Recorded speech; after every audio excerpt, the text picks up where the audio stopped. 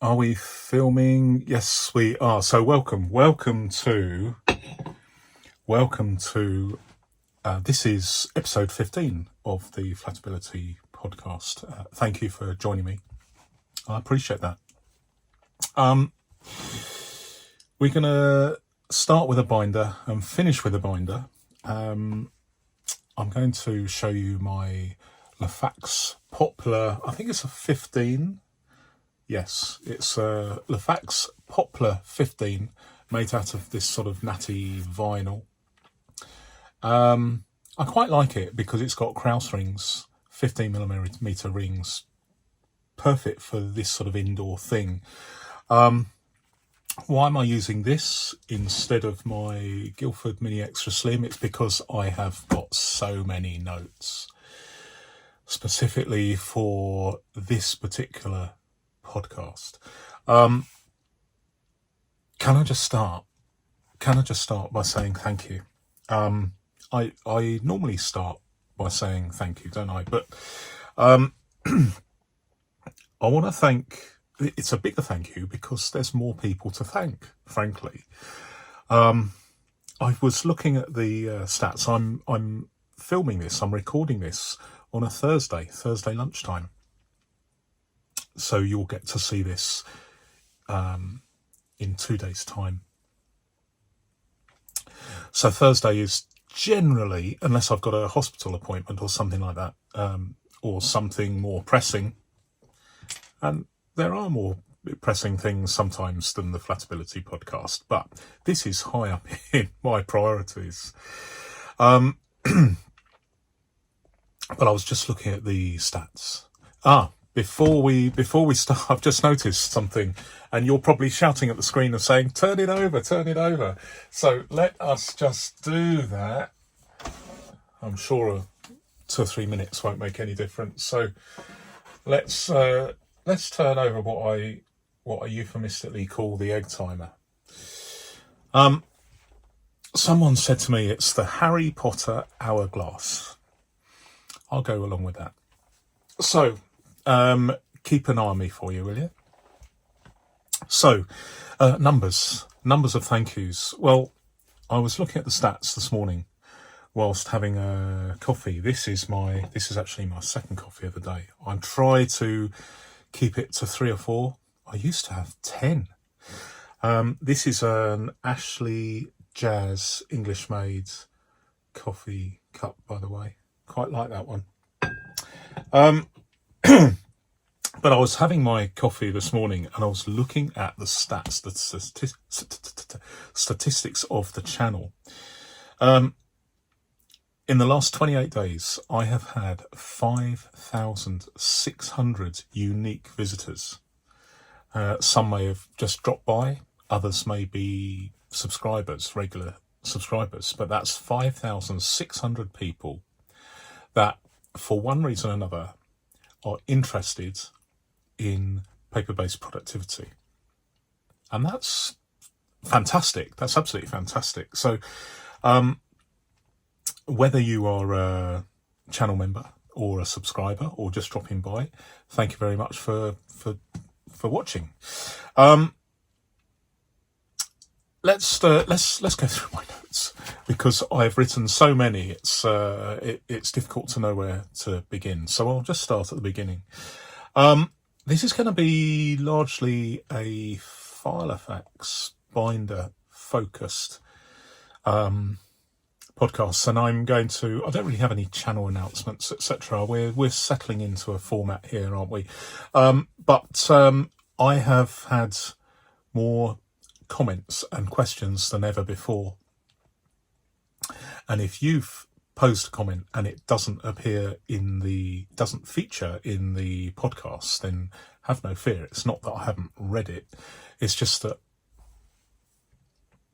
old Father Time says I can only answer a few of your questions. So I've picked some of the more interesting ones to me, as you would expect.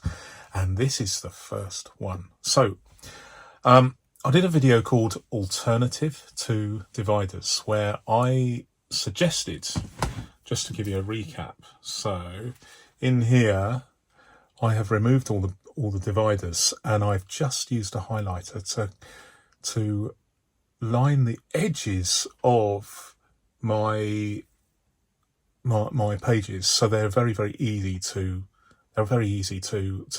for me anyway, with only 3 sections in my Frankenfax now. I did have 11, and I may return to that, but I'm experimenting, as you know, with all sorts of things simultaneously, and I'm really liking the 3-section Frankenfax with I was just looking at my phone there, which I've got on silent, but I'm going to actually turn it over because I don't want to be alerted to another comment. And that was another comment.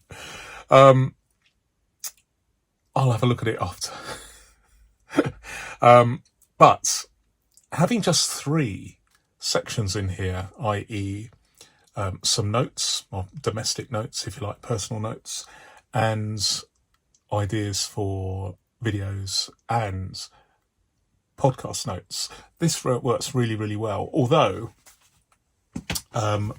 it's sort of a bit out of control with the notes this week. So I've decided to, rather than the 11mm rings, I've moved my notes into a 15mm ring Lafax, which is excellent for this purpose because it's got no pockets, it's got no pen loop or fastener, and it's got perfect flatability, which are all the attributes I need for what I call indoor filofaxes.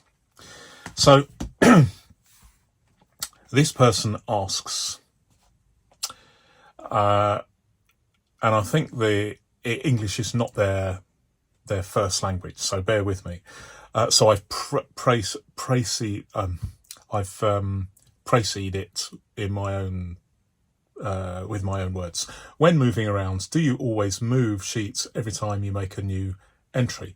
When I'm out and about, or asleep, or on a train, or at the local store, I always try and make sure that I have some inbox with me. It could be the voice memo on my phone, or it could be me videoing something or taking a photographs of some text, but generally it is a paper-based inbox, and it could be my Frankenfax, or it could be one of my inboxes, or it could be just a single sheet of paper. Let me show you this.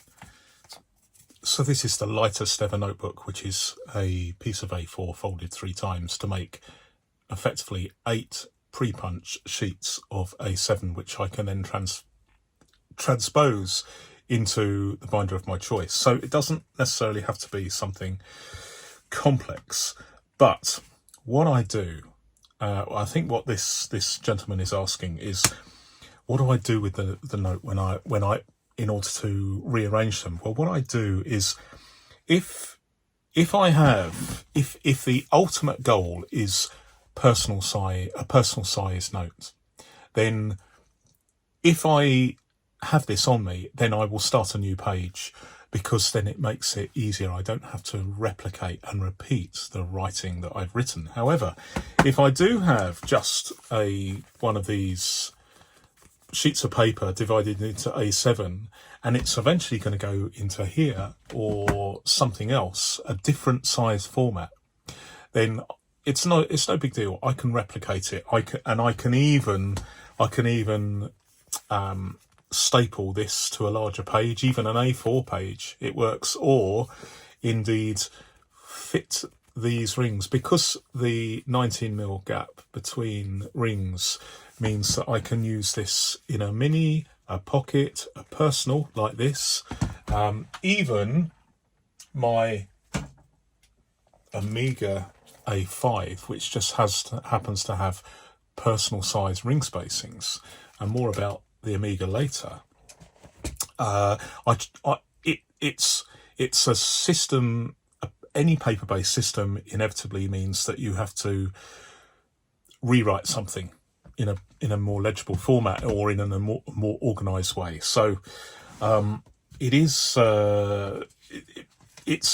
it's not a perfect system, but then again, writing stuff digitally is not a perfect system either. You have to cut and paste it sometimes. Okay. Let's see what else I put. I use what I have at the moment. Imports. Okay, so job done. Someone else covering the same video says, I like the idea of tinting pages in a specific section. Great, thank you. So at least I've got one vote, maybe more.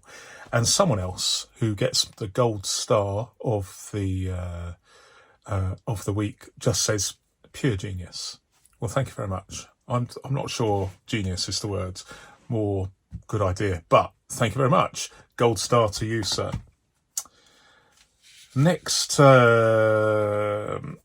comment, and this is I wouldn't say it's a hot topic, but it's something that I've been discussing and people have been commenting on.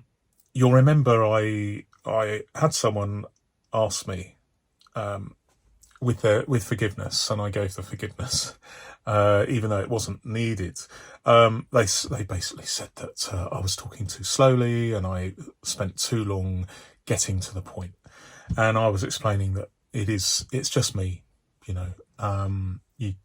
have to take me as you find me, but I will try and accommodate. I will try and evolve into. Not evolve, I will move towards doing certain things. Like I am considering doing like a shorter version of each video, maybe. And I'm certainly making more detailed chapters. You can see them if you run your finger along here. I'm trying to be clever and moving it along where you would see the chapters, but you can see these lines here all the way along here. And if you put your finger on a touch screen, certainly on an iPhone, I'm assuming it's the same with an Android phone, you can more easily see the sections, and there are a lot of sections, sometimes as many as 20 or so. With those without a touch screen, if you're using a desktop or a laptop, then I've got a list of the timings and the chapters in the description below. So I am trying to do certain things to ease navigation, but it's really difficult for me to not sort of waffle in and digress in the way that I naturally do, because this is what this person is saying. And they say, don't let detractors get you down. Public speaking is an art. There's always a more elegant presentation. I agree with that. There's always a better way. The best advice is to just let fly and try to connect with listeners. Well, I like to think that's what I'm doing. I have had a few people now saying I waffle on too long. But conversely, I have plenty of support saying, just carry on the way you are. And this is the way I am. Although I am working on, I'll just do a sneak preview and insert it here. I'm working on something that is not me at all. But it's a complete secret at the moment. So normally this is me. The insert, that wasn't me, although it was, but it's not, if you get my meaning. Hopefully, I think. I think I'd better have a snip of coffee. That is better. So mention a shower. Okay, I've done that. Someone says, don't change your videos, please. For me, it is company while I work from home. And she kindly goes on to elaborate, but I'm not going to put it here. But some people are listening to me in the background. And whether that's a good thing or not a thing, I don't have an issue with that. I mean, I listen to other people in the background. I'm not listening to every word they're saying.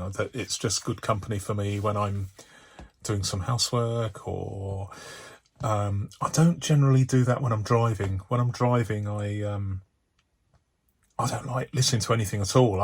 Unless I'm on the motorway, unless it's really steady and it's quiet and it's just a motorway, no junctions, no traffic, no cyclists, no pedestrians to keep a listen out for and a lookout, keep alert. So sometimes I'll listen to the radio when I'm driving as a background thing. So I do that with other people's podcasts. I've just been listening this morning to one, the daughter of Harold Lloyd. Harold Lloyd, the famous film artist, if you like, comedian, a bit like Charlie Chaplin, Harold Lloyd. But I was listening to a podcast with her granddaughter, with his granddaughter, talking about Harold Lloyd as an old man and being taken by Harold Lloyd to see the Stones and the Beatles. I mean, absolutely fascinating stuff. And I wasn't really intending to listen to it, but it was just on in the background, and it is what it is. So I understand that that part of this is not intense focus on a certain aspect of paper-based productivity. It's just a fairly easygoing thing, and I like to think it is easygoing. Let's talk about pens for a while, because the subject of pens was bound to come up sooner or later, and I was talking about pens because I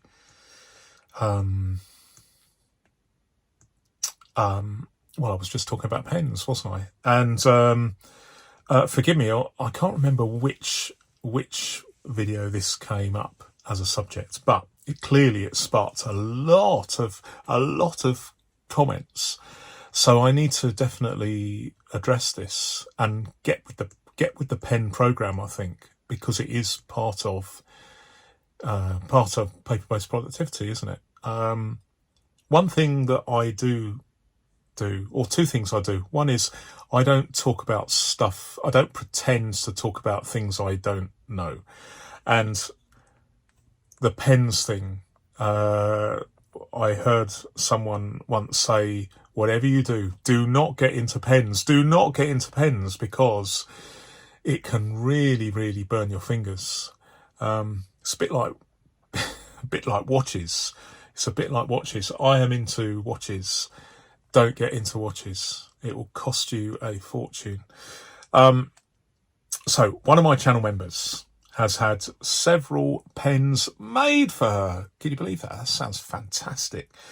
Her favourite colours are green and brown, and so are mine. And this goes all the way back to childhood, half a century. And I think I did a video once, a couple of years ago, called Green Ink Rebellion, which kind of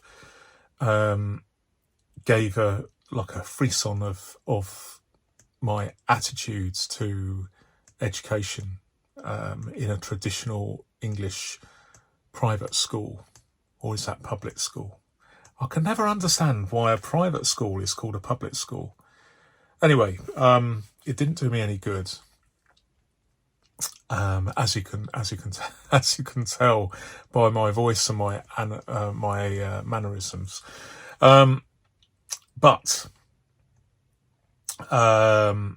she has had several pens made for her, and she prefers, her favourite inks are green and brown.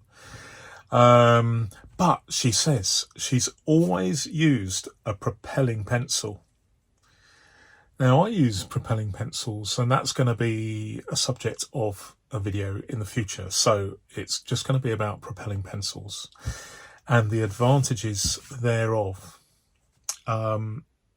I'm not really I don't have a collection of propelling pencils. I have a few, but I don't have a special display cabinet or anything displaying them through the ages. But years ago, I once went to see the servants' quarters of a very, very old pub that was once a coaching inn on the road from London to the north, London to Holyhead.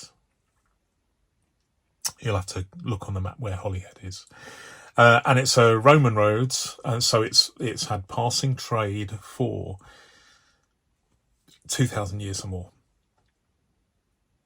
But in the servants' quarters of this coaching inn, which is now a pub, a public house, there is, hopefully still is, one of the earliest pencil drawings on the plaster.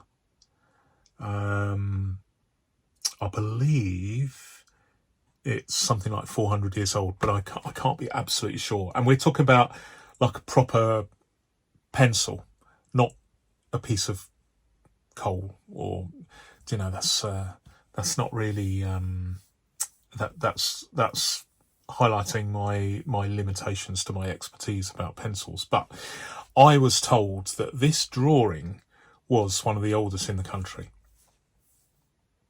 And I just found that fascinating. And similarly, my fascination with ink stems from my headmaster at the time, who was born in the Victorian age. So our lifespans just overlapped by a little bit. He's long gone now. But I believe that his teaching career started in the 1920s. And he made us write in blue ink. And, I had other ideas, didn't I? And so I am fascinated to this very day, 50 years later, with writing instruments, particularly fountain pens, pencils too. And what have I just bought recently? I bought some leads that were 8B. One of the darkest possible leads out there. I am on the cusp of being really, really interested in it, but I'm holding back because you can't spread yourself too thinly. I like to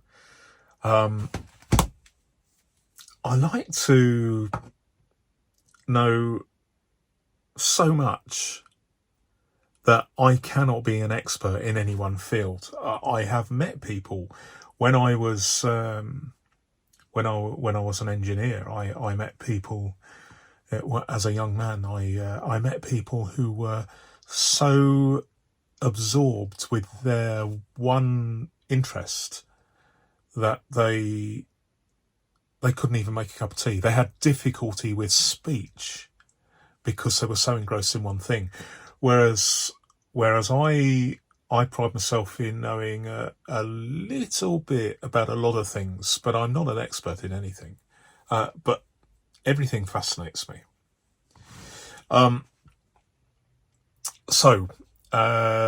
This lady also goes on to say, and I didn't realise these were available, so let me know. Messages on a postcard, please. She uses a Bic multi-pen with a pencil. I'm going to have to Google that because I didn't even know such a thing existed. I mean, I've been familiar for decades with the Bic pen with 4, rotate it and you've got 4 different coloured inks. I didn't realise there was one with a pencil as well. So I need to enlighten myself about that.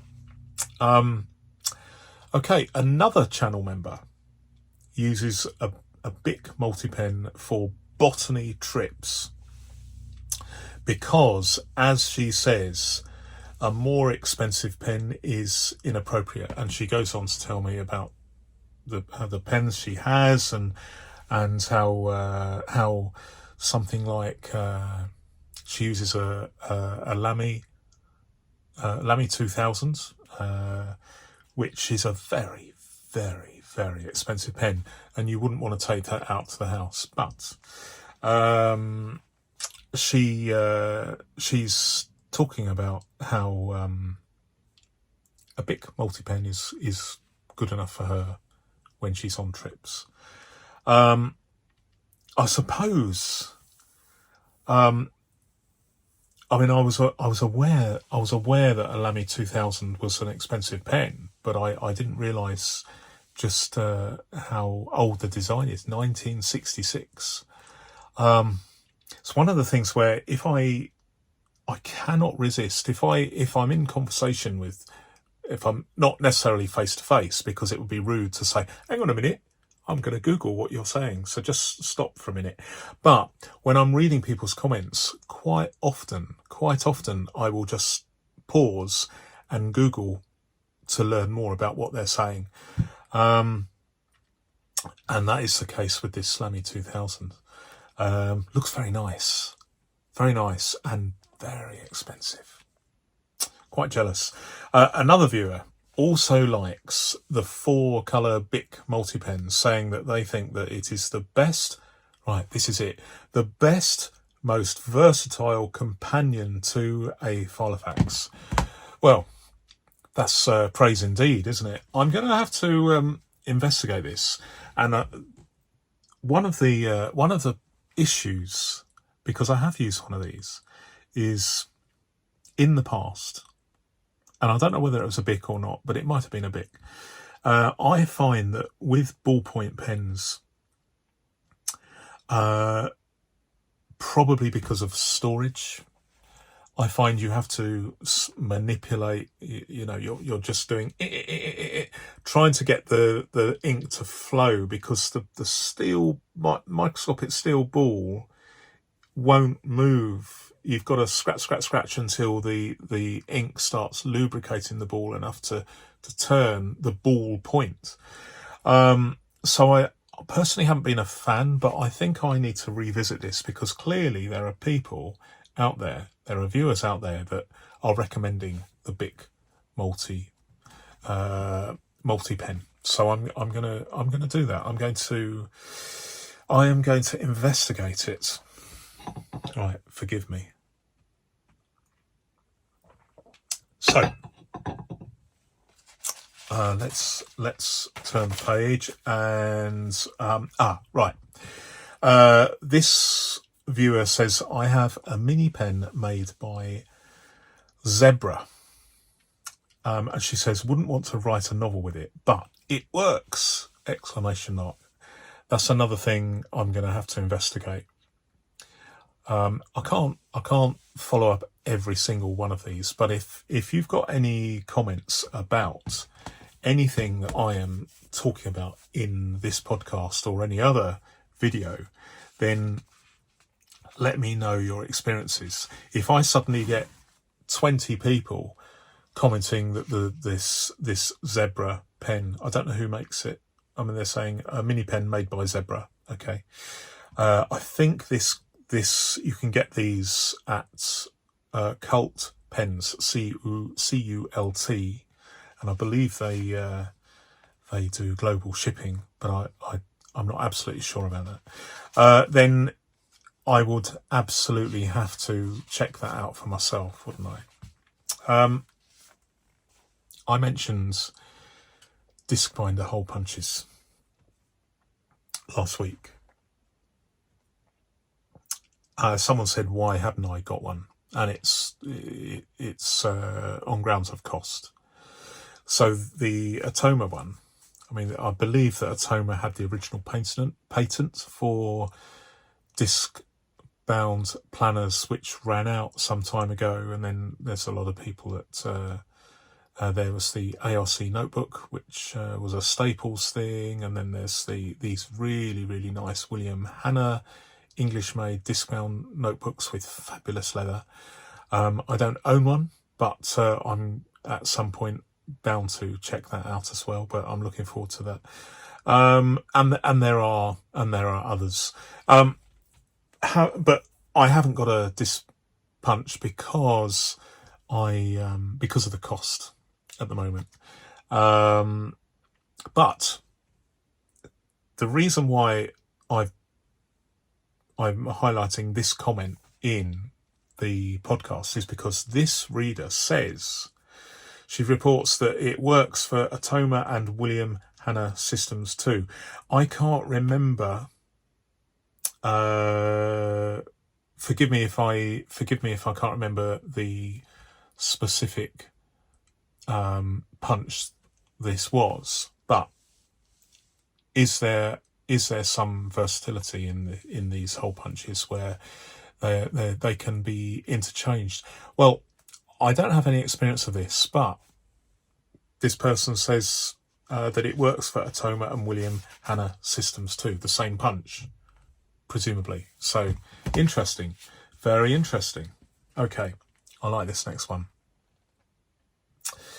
And this is all about podcasts and podcast downloads. Indeed, whether this is indeed a podcast or not. But I'm going to start with this.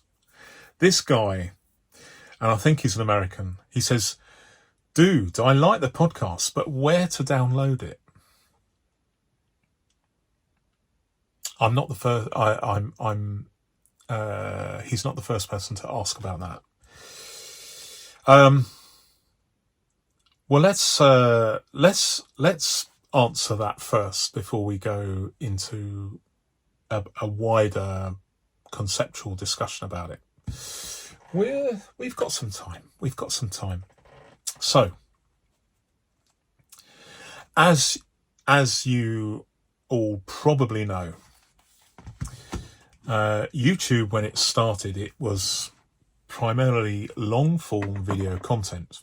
Like this video, it's a long-form video that you watch, and it's typically a horizontal. This is 16:9, very common aspect ratio. But YouTube are owned by Google, and they are a progressive company, and they want a slice of the action quite naturally when there is any trends. So you get these rival media companies like Snapchat, TikTok. I must admit, I don't have any experience of either of those. And I've not even done, although I'm on Instagram, I don't do Instagram reels or anything like that at all. But YouTube recently started promoting what they call podcasts.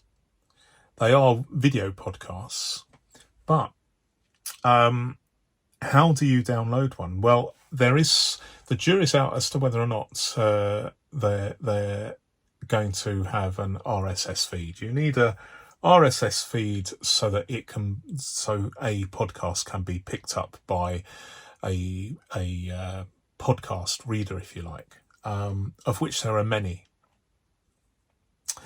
So does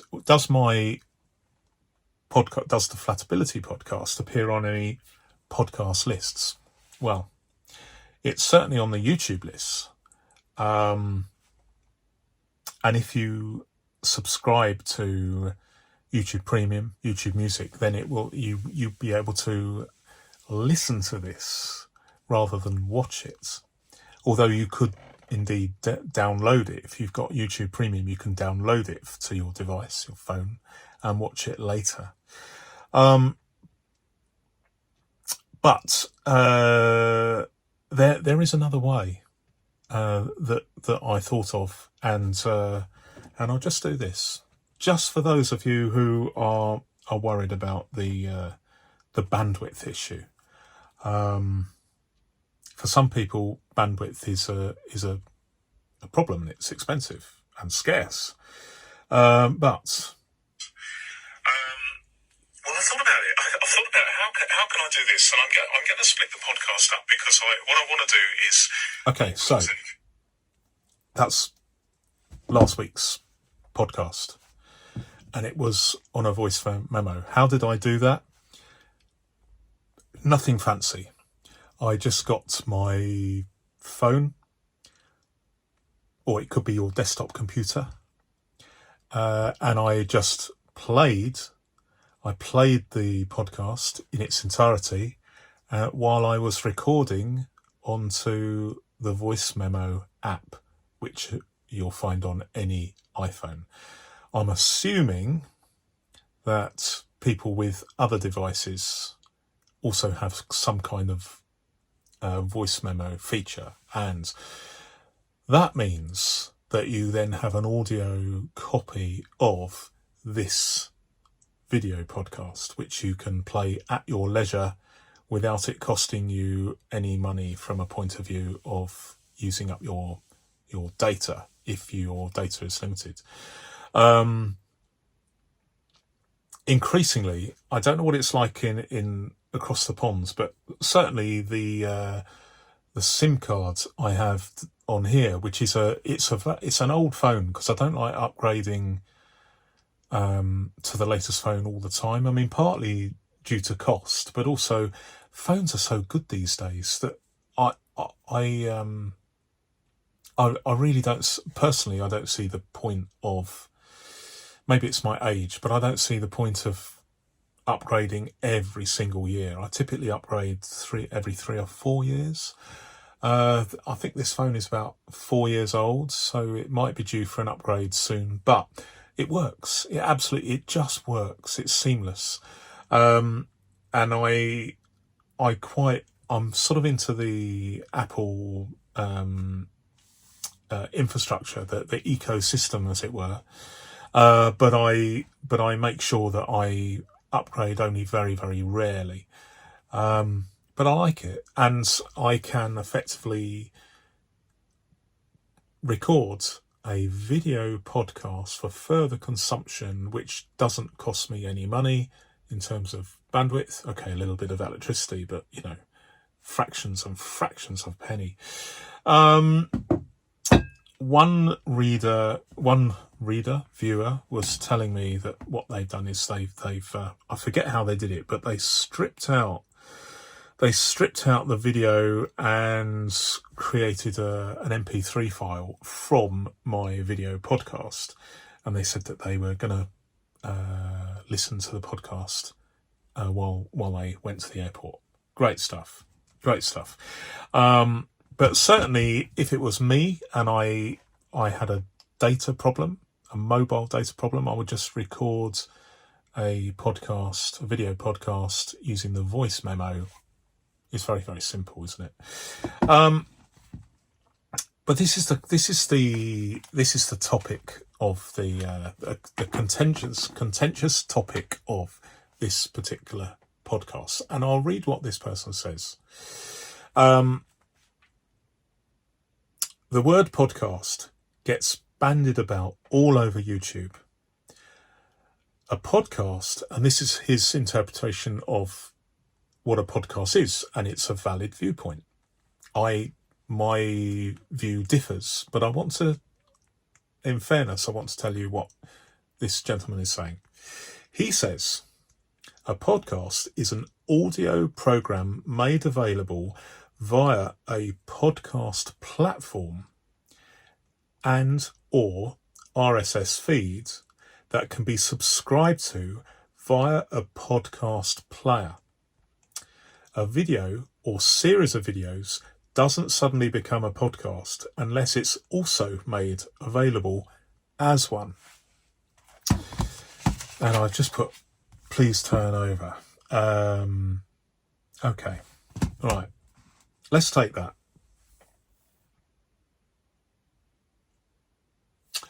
Regardless of what I think or this viewer thinks, there's one thing that we have to accept, rightly or wrongly, and that is YouTube want some of this action. YouTube are a video platform, not an audio platform. So the powers that be at YouTube have decided, they've not asked me, they've not asked they've probably not asked my viewer. They might have asked some people, who knows, but basically their plan appears to be promoting, and they do. I mean, I was, because my video channel has grown, so they're not just doing it to me, they're just, obviously the algorithm is presenting and encouraging people like me with channel content creators to, why not have and the way it works is, it's very, very simple. If you want to have a video podcast, just create a playlist, one of your playlists, called podcast. And suddenly the YouTube algorithm recognizes this video that I'm doing as a podcast and promotes it as such.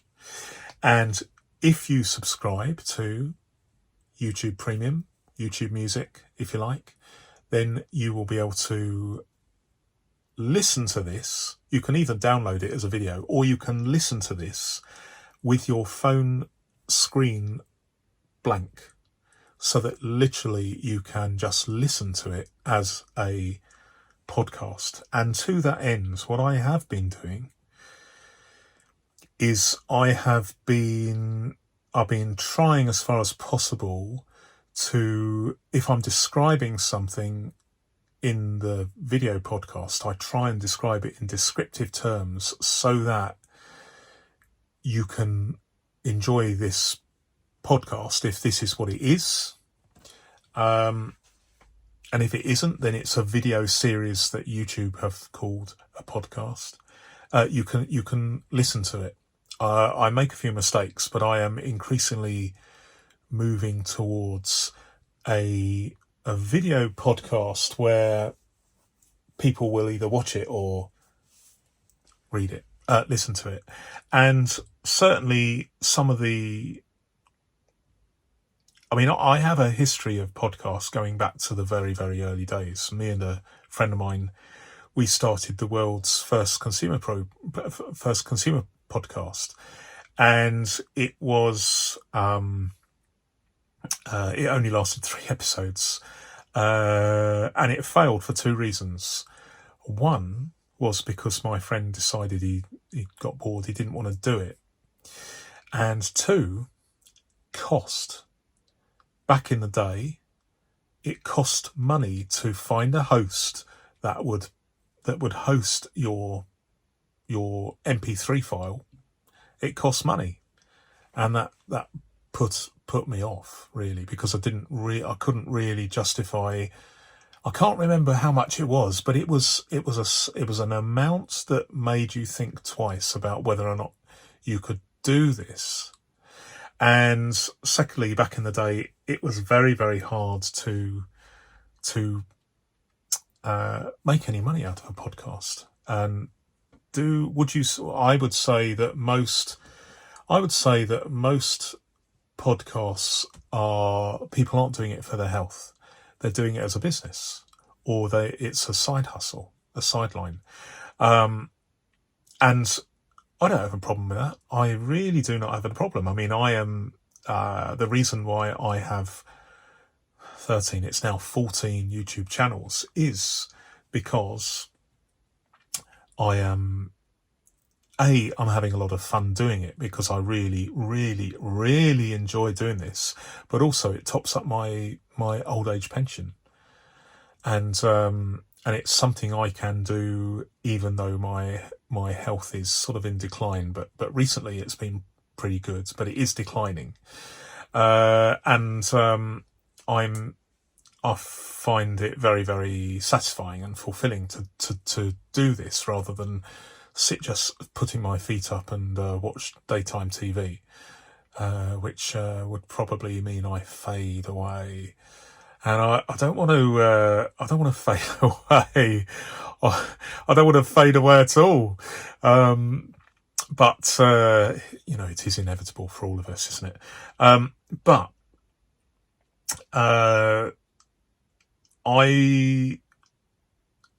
had this been available, had podcasts, albeit video podcasts, been a thing on YouTube, I would have almost certainly still been doing that consumer program now, that consumer podcast now, but on YouTube. And if you look on YouTube, there are many people discussing this, and they're not discussing it saying, should you do a YouTube podcast? And by the way, it's not really a podcast, it's only a video podcast, so that doesn't count because it doesn't have an RSS feed, and you're watching it instead of reading it or listening to it. In fact, they're just discussing it. They are just getting on and discussing it. So whatever the original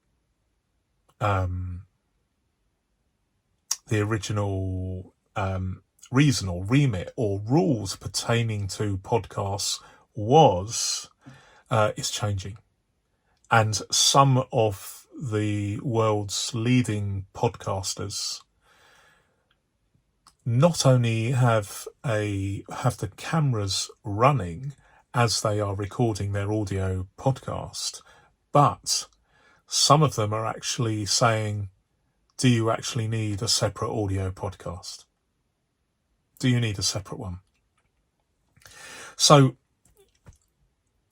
I'm sitting on the fence here. I don't know, but all I know is I am making this podcast because, and it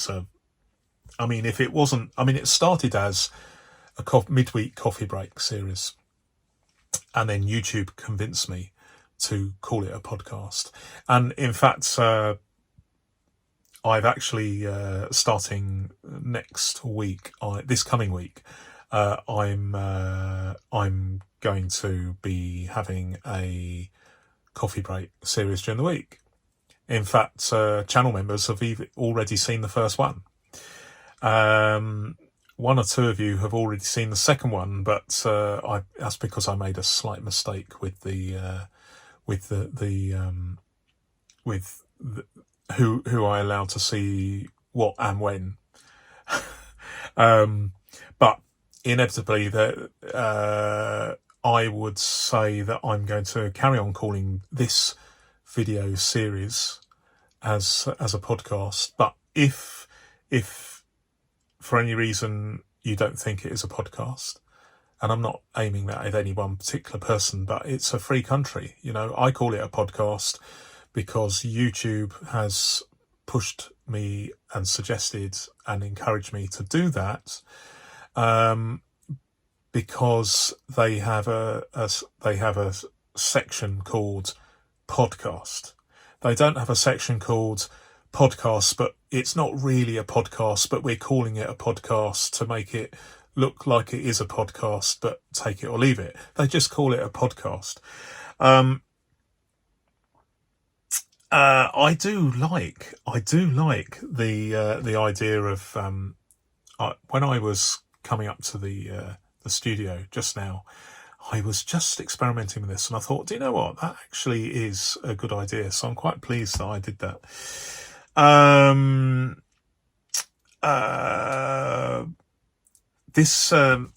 just want to finish the podcast thing because this gentleman, who's a really, really, really nice guy, and he's a regular contributor of comments. So I don't want to alienate him in any way. But I am very open about if I disagree with someone, I think it's important to say that, but also give a reason why. And this is why I'm doing it, and spending a little bit of time in discussing this. This gentleman says you're streaming, downloading video files and using large amounts of data, bandwidth, versus real podcast files, which are tiny, easily managed in a podcast app and require no additional cost. And that is absolutely right. These are huge files. I film in 1080p because, frankly, 4K would show even more wrinkles on my face. So it's not a good look. In fact, I might even go down to 720p because I look even better in 720p. I have a 720p face, I think. These files are big compared to MP3 files. Yes, I totally agree. But I quite like my suggestion, even if I say so myself, of just playing it, recording it on your phone, and then you've got it on your phone and you can do whatever you want with. But from a point of view of cost, for who? Those people that have an audio podcast, they generally have to pay for the privilege. Whereas for me to put this podcast onto YouTube, I haven't paid a penny. The cost is borne by advertisers who pay to run this. So they pay YouTube some money to place an advert on my podcast, and then in the fullness of time I will get that. Well, I'm not even getting that at the moment, but it's likely that I will be monetized shortly. I am monetized to a certain extent because I'm allowed to have channel members now, and this thing called super thanks, which is like an electronic tip that I sometimes get when I hold premiered sort of semi-live podcasts, and this isn't one of them because I'm busy this Saturday, but I want you to have this material regular as clockwork if I can. But the cost in the past, because it's been audio, has been borne purely by the content creator, which I think has stifled people, because you've got someone with something to say and they have no equipment. They have a mobile phone, which they probably already own. And you can create a podcast using your phone, and you can broadcast it throughout the world, and you could have potentially millions and millions of followers. And other than a little bit of time and a little bit of electricity you use to charge up your phone, and maybe some data, unless you can, go to your local fast food outlet and then stand outside the Apple store and hook onto their Wi-Fi free of charge. You're paying almost nothing to create content that potentially millions and millions of people could see.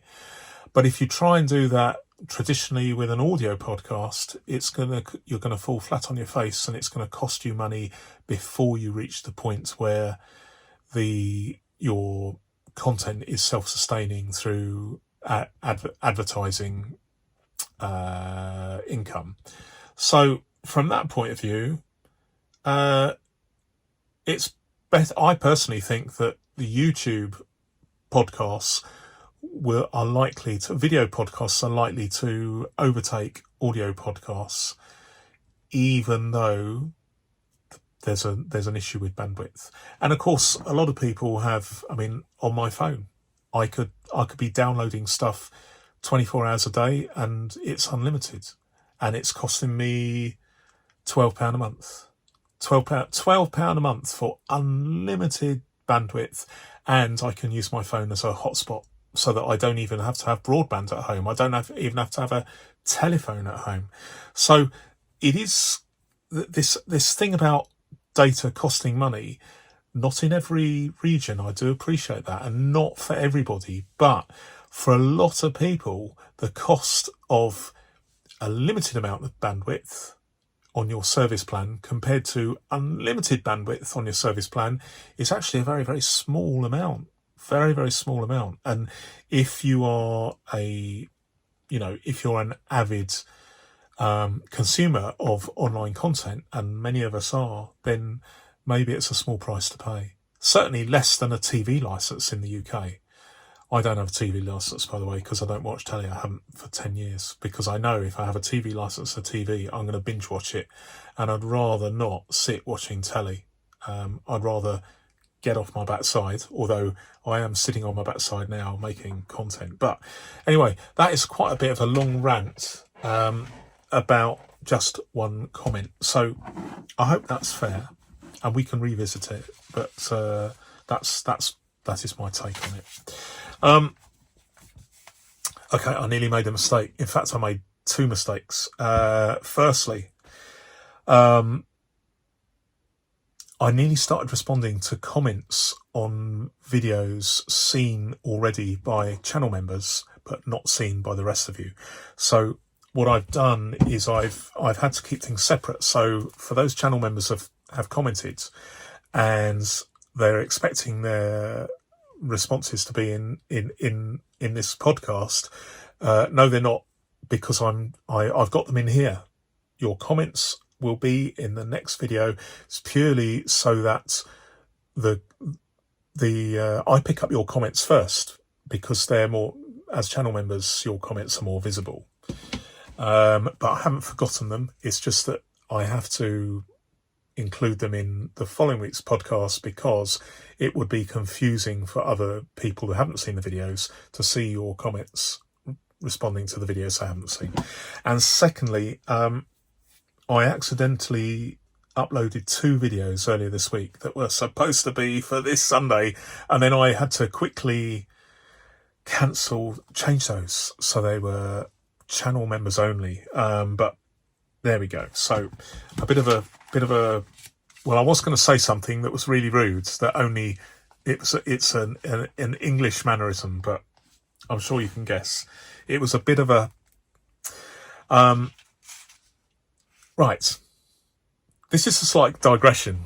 It's all about puddings. So I was talking about puddings, and this has resulted in a discussion about something that probably no one really knows about it, other than a few people. All about the Paignton, and Paignton is spelt Paignton,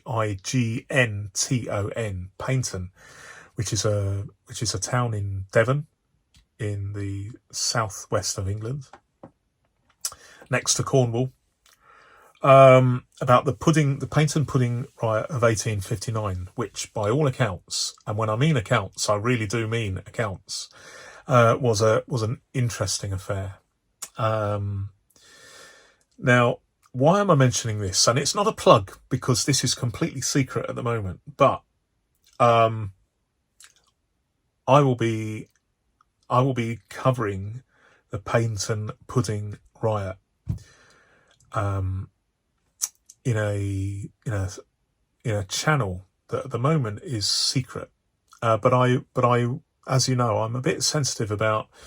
I'm not trying to plug other channels, although by popular demand, I did make one of my general channels available. You can see it if you click on the About page of this channel. You can see it and go and have a look at it.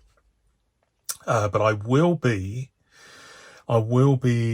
doing an entire feature on the Paignton pudding riot of 1859. So I'm probably aiming this answer at just one person, but if anybody else is interested, then I will. What I'll do is, when I'm comfortable that I have a fair amount of material on this other channel, then I will put it in the link. Although I have 14 channels, I don't make videos for all these channels every day. There's not enough time in the day. But what I've decided is I'm just focus on this one, which I'm doing, and then when I feel ready, I'm going to focus on another one, and to run alongside this. And it's a very, very surreal channel that's focused on history. I say no more, but history is a big thing for me. And talking about stuff is a very, very big thing, but you already know that. So, from a pudding point of view, there's a second helping. Atoma disc-based binders. This is a comment about these. I'm on the case, and I will be reviewing one, maybe more soon. I am a big fan of disc-based binders. They have their advantages and disadvantages, but certainly I am of the opinion that if you have a big A5, A4, or personal size binder, then probably a ring binder is better than a disc-based binder, because of the cost of the paper and the issues with turning large pieces of paper over. But I definitely think from a mini-sized binder, like a filofax mini, anything that's A6 or smaller, so anything smaller than this, I mean, this is, they don't make them any, well, they're hard to get hold of now because all the Staples stores have closed in the UK, the bricks and mortar ones. But, 80 sheets of paper and the covers and the binder mechanism, £5. I mean, that's just so cheap. And the thing that I like about it is the fact you can do this. That's fantastic. What I don't like about them is the fact you need a special punch. And so that is the stumbling block. And also, they're not quite versatile enough to use in the field, because certainly with a well, let's just say, okay, just for the sake of argument, so I've taken this out of the this is some ARC paper, and if I want, just imagine this was I wanted to put this in my my binder, my filofax binder, and I didn't have a punch with me. What I could do would be literally to get my pen. Well, let's just do this. So I will get out just a sheet, and I can't really show you this because I haven't got an overhead camera, but let me just see if I can sort this out. Normal service will be resumed shortly. So basically, I've used a page with the 6 holes as a template, and I've just put those holes there. I've marked those holes, and I could literally, even if I had no binder, I could get my. I'm not going to do all of them.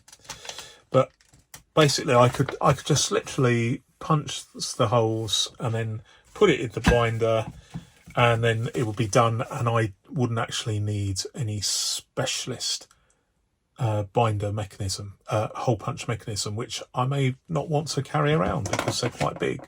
So the versatility of a filofax, a traditional filofax, or other binders are available, the versatility of a traditional ring binder is absolutely king. So I am going to be looking at some of the smaller Atoma disc binders, because I really like them, especially if they've got the aluminium rather than the plastic rings. So I will be road testing them shortly. Same goes for Oto pens, OHTO. So someone has suggested that I might try one. Yes, I'll be checking those out too. I'm really discovering that pens, once people get talking about pens, there's a lot to be said for pens. So I'm probably going to have any video pertaining to pens. I will have a separate playlist for pens in the fullness of time. It's getting that way. So, where are we? Okay, we're going to be talking about my D-ringed Portland. Is it here? No, it's not. No. Well, that's a bit silly, isn't it? But you've seen the video. Many of you have seen my D-ring Portland. more by accident than design, but it was the Portland has been D-ringed because of the complete failure of the ring mechanism. And just a matter of interest, I feel a little bit foolish because here I was the other day and I was trying to reinsert that end into the slot, and of course that's not how it came out. It came out, let's just see if I can do this. So it 1 2 3, so I've got to put it in that way. So I'm feeding it in, and then I've got to see if I can. Okay, so it's back in. Yeah, it's aligned, so it's an interference fit, so I've effectively repaired it. So there it is. But if I put any pressure on it to alter the rings, it's completely loose again. So it's, once that interference fit has been, I mean, it's press fit on a jig, isn't it? Once you have accidentally broken that press fit, it's never ever going to be the same again. So I felt a bit foolish trying to fit it in the other way, but that's how it should be. And if you put pressure on it, oh dear, it's broken. So this was a pure accident because I had tried to adjust the rings so many times that it just fell apart. And then I thought while I was doing it, I would use the opportunity to use tie wraps as rings, which kind of was almost like a practical exercise, but it didn't really, they weren't robust enough. But you can have a look at that as well. A couple of weeks ago. So we now have a D-ringed Portland. This person says, looks like a hipster PDA, but with a cover. And this guy is absolutely right. Absolutely right. Excuse me.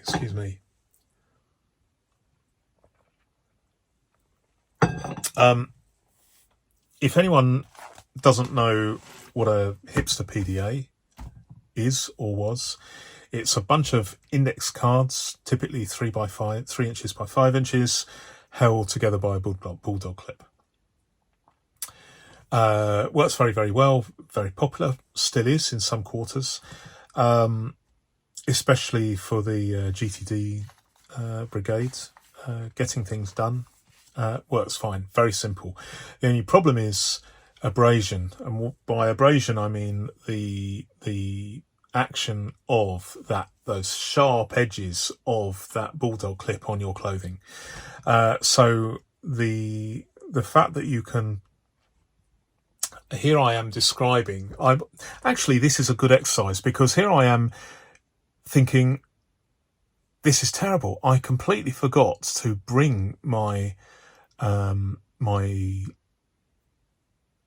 D-ringed Portlands to show you, but I am trying to describe things so that people can listen to it rather than watch it. So the Portlands is a mini-sized filofax binder. Really, really good leather, really heavy duty, really soft, sensational, absolutely sensational, almost unmatched. I wish all filofax binders were made from this specific leather, but they're not, alas. But it has a full width back pocket, and having a stack of A7 paper sheets, and I found that you could fit up to 50 GSM sheets together with a tiny bulldog clip. The clip could be used to clamp the stack of cards by the inner wall of the pocket, the full width back pocket, rather than the outer wall of the inner of the binder. And in so doing, it meant that when the binder was closed, all the sharp edges of the bulldog clip were protected and surrounded by the outer leather layers. So this guy's right. It does look like a hipster PDA with a cover, and I think it's fantastic design. But the cover, as this gentleman calls it, the leather cover, I think makes it more practical. Okay, well, along the same lines, and talking about the Portlands, a channel member says, I can't stand rings, but I love filofaxes. Well, I can't stand filofaxes with rings that are out of alignment, that's for sure. I can put up with a certain amount, but when it's actually interfering with your ability to work efficiently, then I share her opinion. She says, currently using a moleskin in a D-ringed Kensington. I assume she means an pocket-sized Kensington, which will accommodate an A6 sized moleskin. The Kensington is another binder with fabulous leather, really, really nice. She says she's also D-ringed a Malden, but this is a thing, and I really appreciate people's feedback on this, because I do not have a Malden. I did have a Malden for 24 hours. I bought it a couple of years ago, just before Christmas, from Amazon, and when I got it looked more like plastic than leather, and I don't know, but I suspect, in fairness to Filofax, I think it was a complete fake. I know some people are saying, well, the leather is not as good now as it used to be, but I think this was so atrocious. It just has to be, it has to have been a fake. But I sent it back, so I haven't got one to compare. But this lady says, this channel member says, this has left, she's also D-ringed the Malden, but this has left 2 unsightly holes that have been concealed with tape. So clearly there's a difference when you remove different ring mechanisms. I mean, I was very, very lucky with the Portlands because it hasn't left any holes at all, because I've left the inner and hidden backing plate in there. You can't see it. But the front mounting plate into which the mechanism goes, I have removed that, and you can barely see anything at all. You can feel the metal there, but there's just a couple of small holes where the metal still exists coming through, and it looks okay. But this lady says she's concealed the unsightly holes with some tape. But I'm gonna check that further if someone if you would be so kind to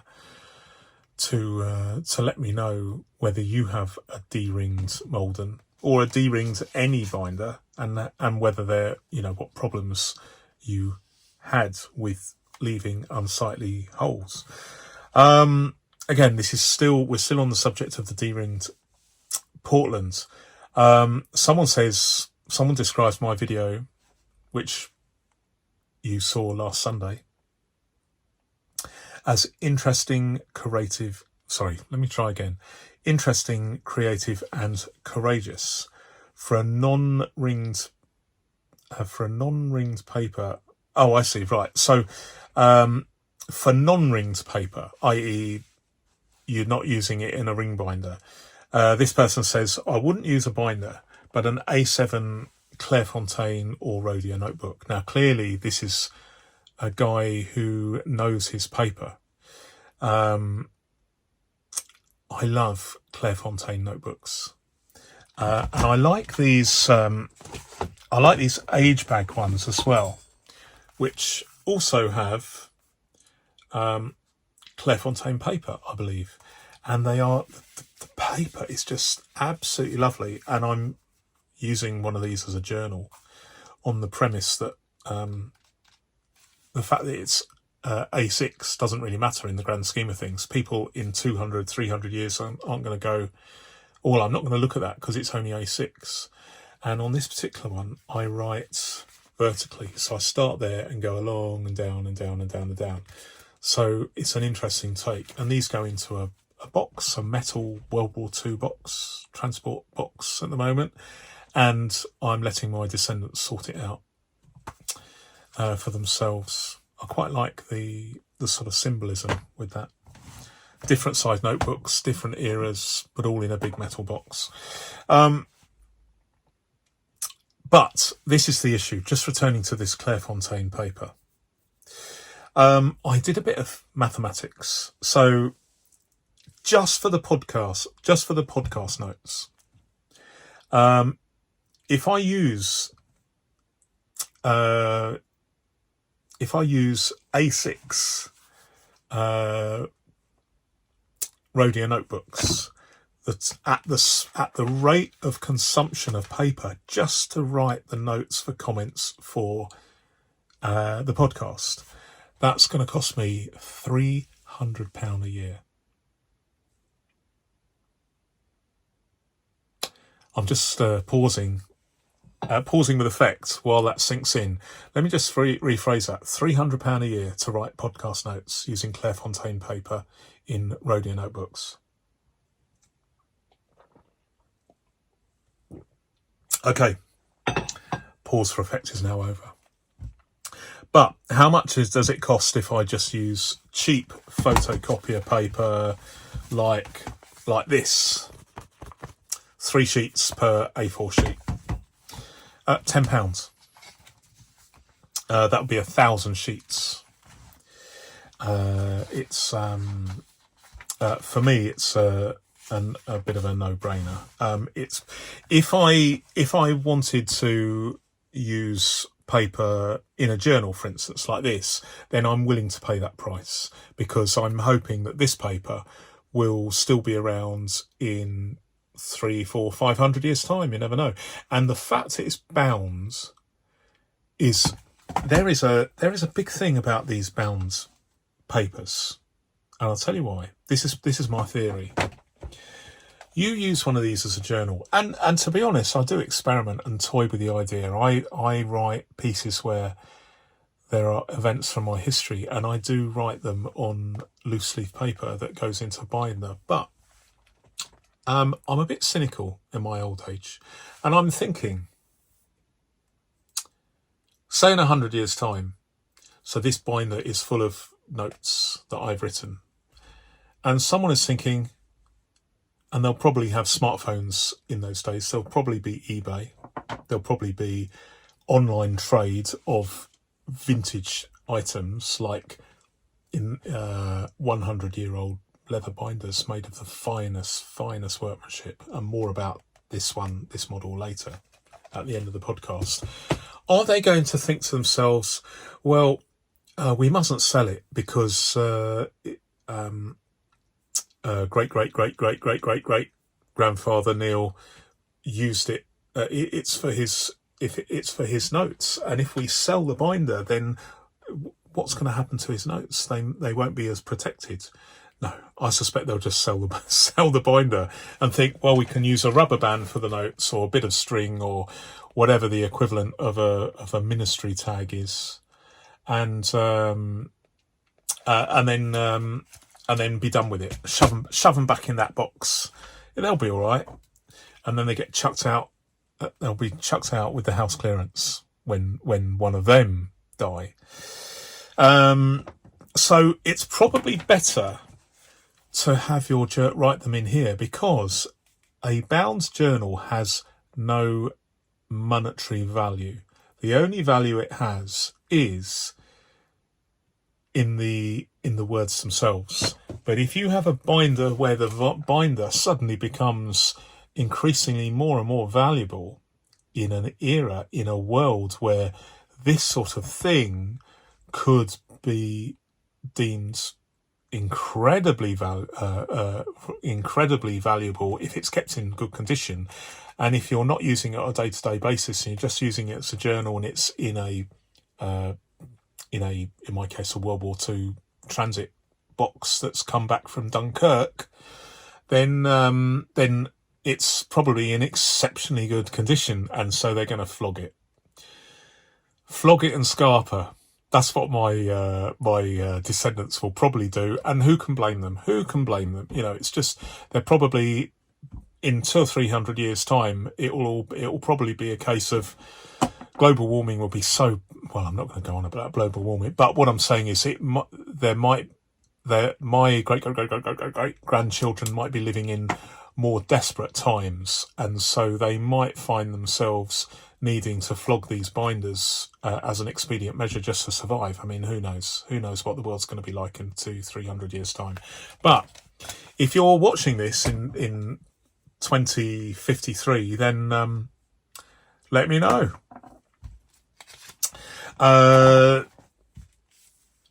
Okay, so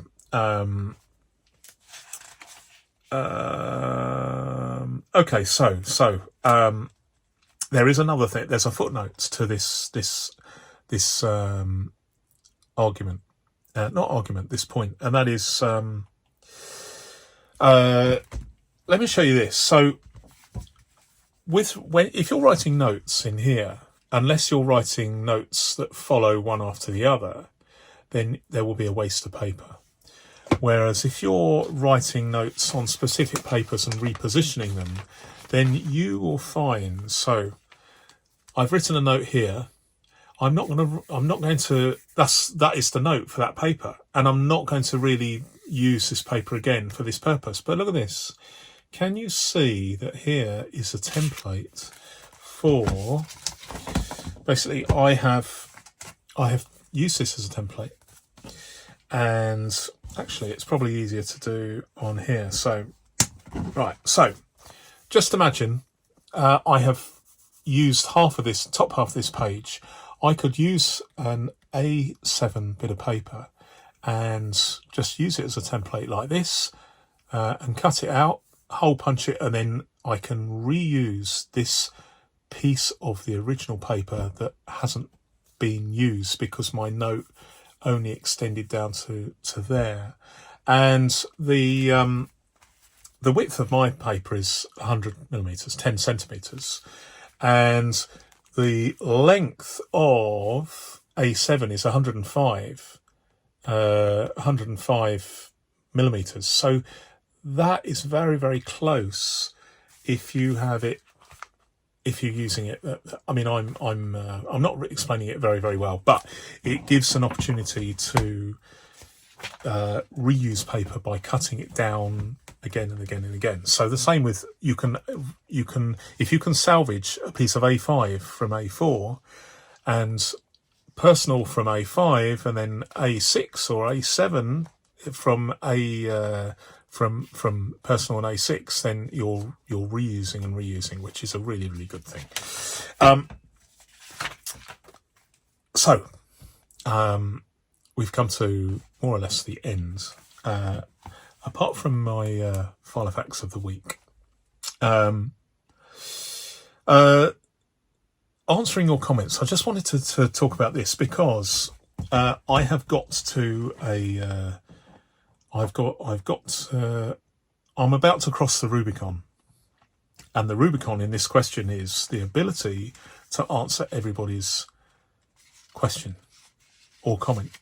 I have had to be, for the first time, I have had to be selective in who gets featured in the podcast, and so I've kind of picked them from two criteria. One is, are they interesting, both for me and potentially for the audience? But secondly, you'll probably, and it's not been a plug, but there has been some deliberate choice of words here. You will notice that several comments have been raised and answered and responded to by channel members. In fact, a larger percentage with channel members than in terms of other members. So let me rephrase that, because that sounds a little bit woolly. So if you are a channel member, you are far more likely to get your comment or question responded to in both in long form, me actually responding online, and also have your comment or question featured in the podcast. Below that, there's plenty of opportunity for subscribers, and below that, although there have been one or two questions responded to who are people just dropping by, but that's because they've been really, really interesting to respond to. So I am crossing that Rubicon now. God, I sound like it's like the outbreak of war, isn't it? I have to tell you now that no such sorry. I have to tell you now that we're at that point now, sadly, where I am getting so many comments that I cannot respond to everyone, and I'm really, really sorry about that. But it is something that every single channel you reach that stage where, and I feel awful about it.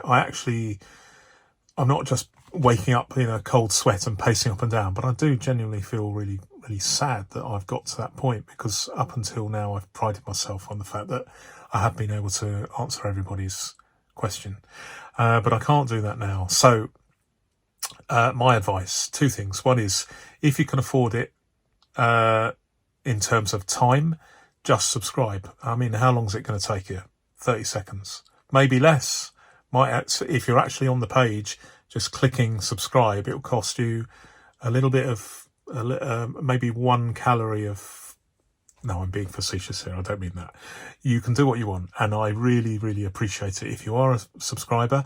But there's, of the 5,600 of you that have dropped in over the last 28 days, only a small fraction have subscribed. But I welcome everybody, and even if you're not a subscriber, there's still a chance that your question will be answered, or your question or your comment or question may be featured on my channel in some way. But of course, in fairness to my channel subscribers, I am actively looking out for comments they make, because that's how it works. It's as simple as that. I don't shirk from that responsibility, because this is something that content creators do. But let me just thank you for all of you for being here today. But there's something I want to do, and I want to try and do this each week, and it's all about this. Now, you will have seen a review where I go a bundle on this. This is, and you have to be careful, because there are some Amiga binders that they're not in this league. So you have to be careful about which ones. As I understand it, it is the early ones that were made with such attention to detail that they stand out. It's a bit like the filofax Sherwood. The early ones were amazing quality, and then they cheapened the leather. And although the design was the same, they were a bit not so good. So the same applies to these Amigas. Some of them the quality is beyond anything that some manufacturers have ever made, without mentioning any names. And this is a fantastic thing. It's probably, in my collection of 100 binders, this probably represents the finest workmanship I have ever seen, and it has a secret weapon. The secret weapon is rings in personal size.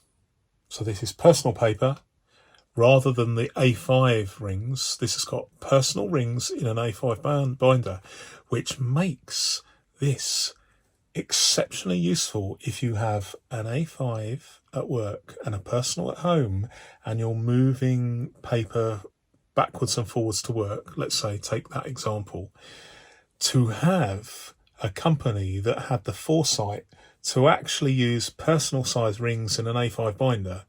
It's clearly a revelation at the moment of discovery that the company actually had that sort of foresight to do it. And I'm banging on about it too much. So let me make it clear about what I'm talking about. I will put a link in the description here.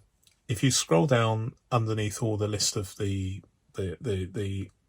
subjects I've been discussing today, the chapters, if you like, there is, and it's a buy it now. So when you read the when you look at this, it might have gone, and it's not mine. There is another one of these on eBay right now, and it's identical to this, other than it's a sort of reddish brown, but it is one of these, the early ones, in this sensational quality, and it's really expensive. But this is an inside tip, and I don't have any connection with the seller at all. But if you're ever interested in a binder on eBay, for goodness sake, watch the item. Why watch the item? Because if the seller is a seller who periodically offers a special deal to watchers, then you might get a really good deal. And I'll give the figures for this. So it's, as I record this, it's a whopping £177. But to test this, that's too much for me, especially when I paid a little bit less for mine. I won't say how much, but a little bit less. But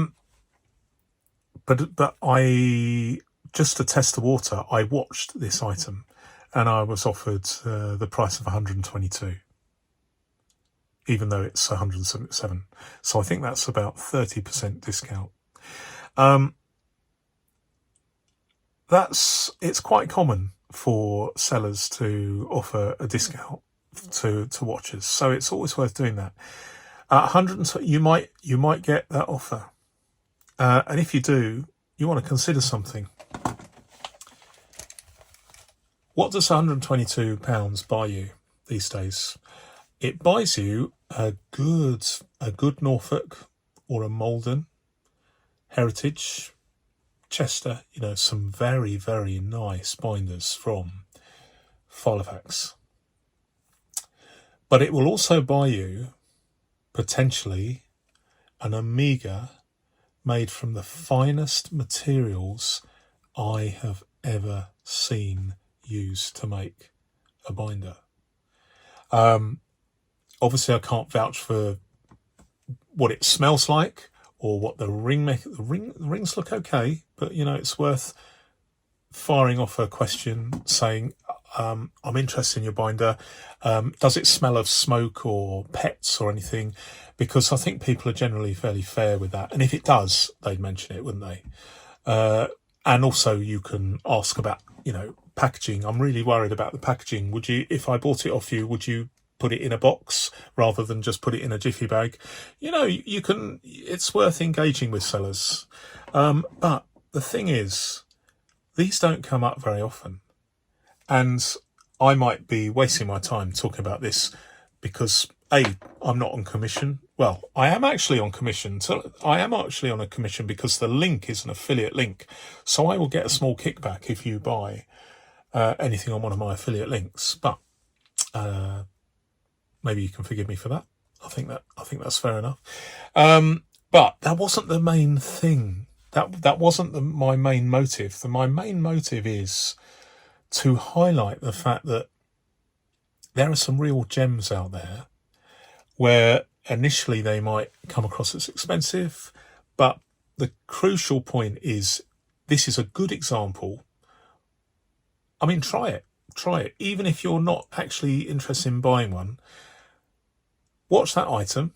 I'll leave a link below, and then see whether that results in being made a really generous offer. 122 I was offered, and at that sort of price, it's if it's a toss up between, or a choice between, a sensational use binder with the finest possible materials made by an English leather manufacturer, or a really nice filofax, not made made in India or China, and although that might have appeal, if it's a toss up between the two, I would, for 122, I would get the fantastic Omega binder, which is an extremely rare binder made of the finest materials, absolutely finest workmanship that you will not see today. Not even the Omegas that are made today, I think, are as nice as these. But we'll see. So there was one or two problems with mine, and I had to withdraw it from sale some time ago, and I've decided to keep it myself. It just wasn't quite in good enough condition for me to sell it, and I withdrew it as a buy it now. But have a look at this this seller's binder and see what you think. And that's all I have to say. We're at 1 hour 36, so slightly longer than I thought, but I hope you found this entertaining, or at least interesting. And until next time, thank you very much, and goodbye.